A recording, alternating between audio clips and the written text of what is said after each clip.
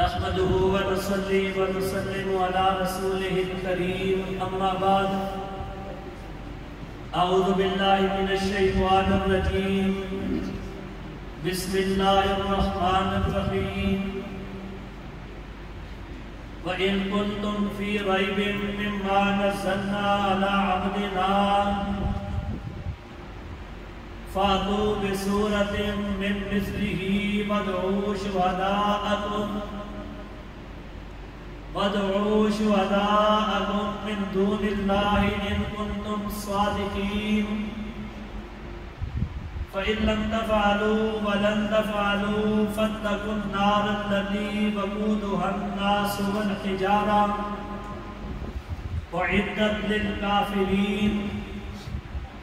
قال النبي صلى الله عليه وسلم تبارك بالقرآن فإنه كلام الله تعالى وخرج منه أو كما قال عليه الصلاة والسلام صدق الله مولانا العظيم وصدق رسوله النبي الأمي الكريم ونحن على ذلك لمن الشاهدين والشاكرين والحمد لله رب العالمين.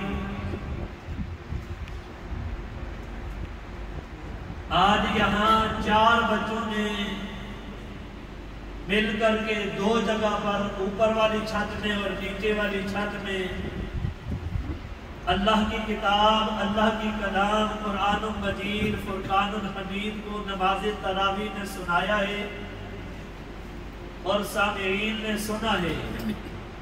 اللہ رب العزت افاد کرام کا سنانا اور سامعین کا سننا اپنے دربار عالیہ میں قبول و منظور فرمائے اور بتقاضۂ بشریت افاد سے سنانے میں اور سامعین سے سننے میں کبھی کوتاہی ہو گئی ہو اللہ رب العزت اپنے فضل و کرم کے ساتھ معاف فرمائے. ختم قرآن کی مجلس ہے. قرآن ہی کے متعلق چند باتیں کرنے کی جسارت کروں گا. مبارکباد کے مستحق ہیں وہ بچے بھی اور ان کے والدین بھی جن بچوں نے اللہ کا قرآن پڑھا ہے، سنایا ہے. ظاہر ختم قرآن کے موقع پر آپ حضرات کی طرف سے انہیں کوئی گفٹ، کوئی ہدیہ دیا جائے گا. یہ کچھ بھی نہیں ہے. اصل ہدیہ، اصل درجات جب اللہ جنت میں ان کے بلند کریں گے وہ اصل ہدیہ ہوگا. اور حدیث پاک کے اندر آتا ہے کہ ان کے والدین کو ایک تاج پہنایا جائے گا جس کی روشنی، بلکہ جس کے ایک ایک موتی کی روشنی اتنی زیادہ ہوگی کہ دنیا کا سورج جو ہے اس کی روشنی سے بھی زیادہ ہوگی. اس سے بھی زیادہ چمک والا موتی اس دستار پہ لگا ہوگا جو ان کے والدین کو پہنائی جائے گی.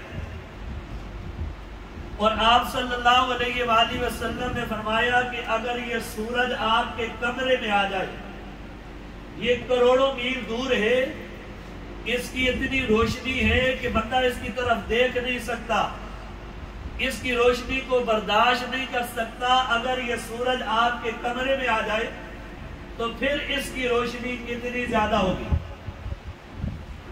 یہ تو ان کے والدین کو تاج پہنایا جائے گا. ان بچوں کو کیا ملے گا؟ اللہ رب العزت ان سے کہیں گے کہ قرآن پاک پڑھتا جا، جنت کی سیڑھیاں چڑھتا جا، جہاں جا کر کے تیرا قرآن ختم ہوگا وہاں پر ہی تیرا محل ہوگا، وہاں ہی تیرا مقام ہوگا. پہلے زمانے کے اندر شاعر شعر لکھا کرتے تھے. واٹس ایپ کا زمانہ نہیں تھا، فیس بک کا زمانہ نہیں تھا، میڈیا کا زمانہ نہیں تھا. اخباروں کے ذریعے کئی مہینوں بعد وہ شعر کسی کے پاس پہنچتا تھا تو کئی شعراء جو ہوتے تھے بڑے بڑے وہ ایک مصرع لکھ کر چیلنج کر دیتے تھے کہ اس کا دوسرا مصرع لکھو۔ ایک شاعر نے لکھا، اسی لیے تصویر جانا ہم نے کھنچوائی نہیں۔ اس نے چیلنج کیا کہ اس کا دوسرا مصرع لکھو۔ کسی شاعر نے اس کا جواب لکھا، ایک سے جب دو ہوئے لطف یکتائی نہیں، اسی لیے تصویر جانا ہم نے کھنچوائی نہیں۔ ایک ہندو شاعر لکھتا ہے کہ دن جادو وہ ہوتا ہے جو سر چڑھ کے بولے۔ کوئی مسلمان اس کا جواب لکھے، کوئی اتنا کمال نہیں ہے، لیکن ایک ہندو شاعر اس کے جواب میں لکھتا ہے، بت پرستی دین احمد میں آئی نہیں، اسی لیے تصویر جانا ہم نے کھنچوائی نہیں۔ کسی لکھنے والے نے یہ لکھا کہ آج میں نے نماز پڑھی، کعبہ میرے پیچھے تھا۔ اس کا جواب لکھو۔ ظاہر ہے جب بندہ نماز پڑھتا ہے کعبہ سامنے ہوتا ہے، کعبے کو کوئی بندہ کمر کر کے نماز نہیں پڑھتا، لیکن اس نے چیلنج کیا، کہا آج میں نے نماز پڑھی رات کو، کعبہ میرے پیچھے تھا۔ جواب دینے والے نے کہا تو نے نماز پڑھائی ہے، تیرا باپ تیرے پیچھے تھا۔ میں یہاں سے کہتا ہوں ان بچوں کے والدین کے لیے اس سے بڑی سعادت اللہ کی قسم اٹھا کے کہتا ہوں اور کوئی نہیں ہے، جب ان کا والد ان کے پیچھے کھڑے ہو کر کے کہتا ہوگا حاضر پیچھے اس امام صاحب نے۔ امامت کا درجہ کتنا بڑا درجہ ہے کہ ابراہیم علیہ السلام کو اللہ فرماتے ہیں وَإِذِ ابْتَلَىٰ إِبْرَاهِيمَ رَبُّهُ بِكَلِمَاتٍ فَأَتَمَّهُنَّ۔ ابراہیم علیہ السلام کو اللہ نے چند امتحانوں میں آزمایا، آپ نے 100 میں سے 100 نمبر لیے تو اللہ پاک نے انعام کیا دیا، اِنِّي جَاعِلُكَ لِلنَّاسِ إِمَامًا، میں آپ کو لوگوں کا امام بناؤں گا۔ ابراہیم علیہ السلام نے دعا مانگی تھی، اللہ وَمِن ذُرِّيَّتِي، میری اولاد میں سے بھی امام پیدا کرنا۔ اولاد کے لیے جو دعائیں 19ویں پارے میں کیا کرتے ہو، ربنا هب لنا من ازواجنا وذرياتنا قرۃ اعین واجعلنا للمتقین اماما۔ اللہ میری اولاد کو میری آنکھوں کی ٹھنڈک بنا اور میری اولاد کو متقیوں کا امام بنا۔ امام بننا کوئی معمولی بات ہے، تو میں کہتا ہوں ان کے والدین کے لیے اس سے بڑی سعادت اور کوئی نہیں ہو سکتی جب وہ نماز میں کھڑے ہو کر کے یہ کہتے ہوں گے حاضر پیچھے اس امام صاحب نے۔ یہ بہت بڑا مقام۔ ویسے تو میرے آقا کے اتنے معجزے ہیں کہ جن کا شمار مشکل ہے۔ کہتے ہیں لعاب کے متعلق ایک بندی نے معجزے اکٹھے کیے، 35 ورقوں سے زیادہ کتاب بن گئی صرف ان معجزوں سے جن کا تعلق لعاب کے ساتھ تھا، تھوک کے ساتھ۔ یہی لعاب جب ابو بکر کی اڑی پہ لگتا ہے سانپ کا زہر ختم ہو جاتا ہے۔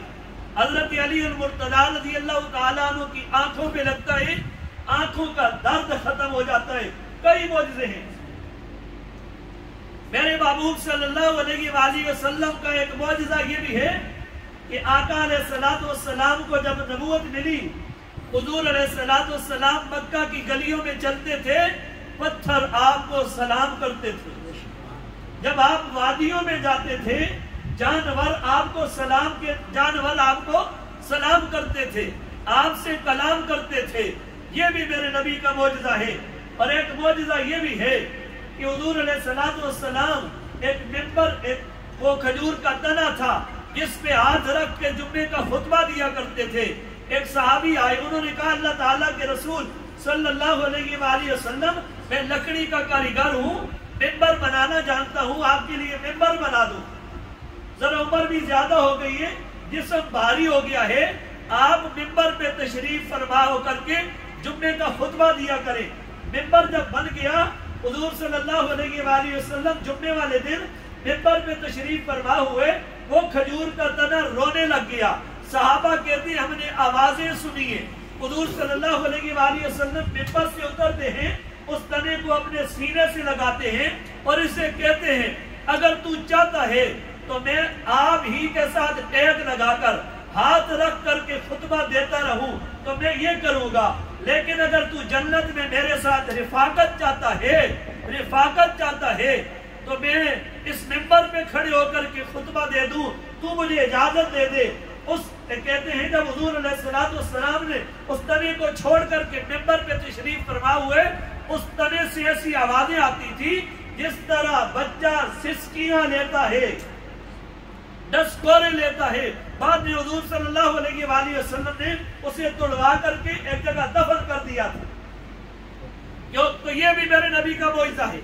سب سے بڑا معجزہ میرے نبی کا کیا ہے؟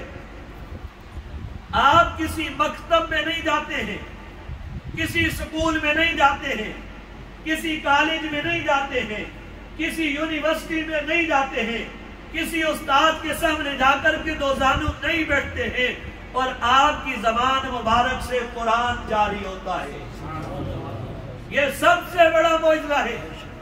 لوگ تو امی کا معنی کہتے ہیں ان پڑھ، ایک عالم کہتے ہیں میں اس کا معنی کرتا ہوں ماں والا، ان پڑھ نہیں ماں والا۔